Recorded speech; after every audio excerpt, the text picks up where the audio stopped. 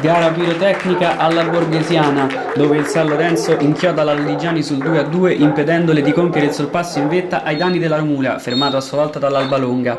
Biancorossi che approcciano discretamente bene alla gara, pronti via e dopo 50 secondi Filabozzi serve sulla destra, Quagliarini, numero 8 riceve e tutto solo si prende lo spazio necessario, conclusione in diagonale perfetta e palla all'angolino per l'1-0 immediato dei locali che sembrano indirizzare sui binari giusti la gara. Impressione confermata maggiormente dalla punizione battuta da Loreti. Filabozzi si inserisce e incorna schiacciando a terra. De Felici, preso a metà, si supera alzando in angolo con un colpo di reni stupendo. C'è tanta Lodigiani in questa prima fase, un altro recupero con il San Lorenzo in uscita accende i biancorossi che si affidano a Quagliarini, imbucata col contagiri per Razzano che arriva fin davanti alla porta, salvo poi sbagliare la conclusione. Il San Lorenzo prende coraggio e all'improvviso trova il lampo. Valeriotti si affida a Gaudino che da lontanissimo tira fuori il coniglio dal cilindro, un bacino al palo e palla in rete, un gol stupendo per il numero 8 che rimette dunque tutto in equilibrio tra l'incredulità di compagni che sembrano ripetergli "ma cosa hai fatto?", alcuni chiedendolo anche ai tifosi sugli spalti.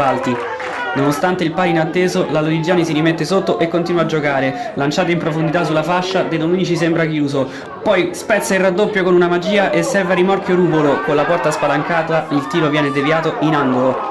Gli ospiti ci credono e rispondono colpo su colpo. Fantastica progressione di Esposito che a un certo punto sembra perderla. La recupera, si rialza, si mette in condizione e calcia, ma contestabile la aspetta lì. Il copione della ripresa è identico. In avvio la Lodigiani trova l'imbucata dalla destra. Filipponi si inserisce e batte tutti raddoppiando per i suoi. Come all'andata l'11 colpisce il San Lorenzo dando l'impressione di aver risolto molti problemi.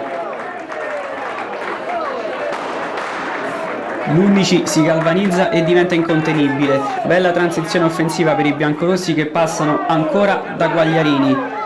L'8 ragiona, poi l'invenzione per Filipponi è perfetta, l'attaccante arriva sulla palla e calcia, ma stavolta De Felici dice di no. Grande risposta in uscita e poi prontezza nel bloccare il pallone in due tempi. Passate le difficoltà, il San Lorenzo reagisce, ancora grazie a Esposito. Il 16 si libera con una gran giocata di buon uomo, poi si inoltra senza farsi prendere dalla foga e va in porta, contestabile, blocca in due tempi. Gli ospiti sono vivi e in fiducia. Marucci si inventa di tacco la traccia per Graziani, il 3 ha tutto il tempo per crossare e trova la testa di Esposito, fortunato il 16, sfortunatissimo buon uomo nella deviazione decisiva, il suo tocco rende imprendibile il pallone, è 2-2.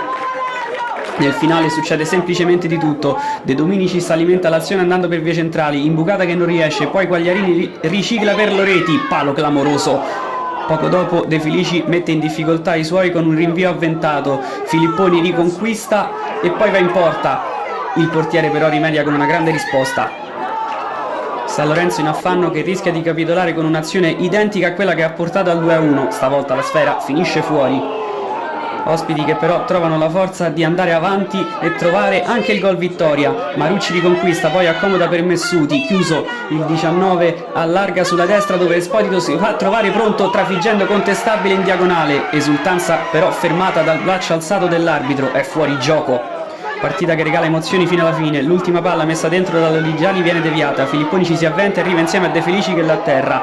L'arbitro fischia sì, ma la fine della partita scatenando le proteste biancorosse, è l'ultimo atto di una gara folle ma divertentissima.